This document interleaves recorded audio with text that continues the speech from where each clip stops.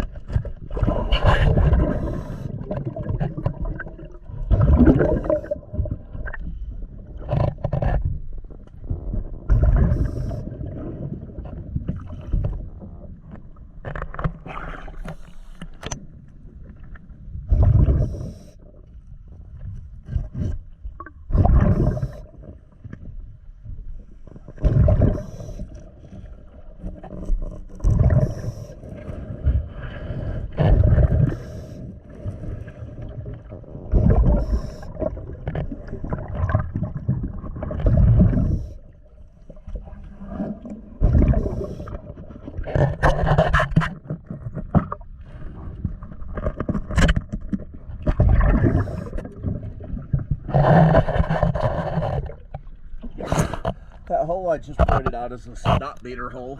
Paddle wheel. So when you haul out, you want to have that checked.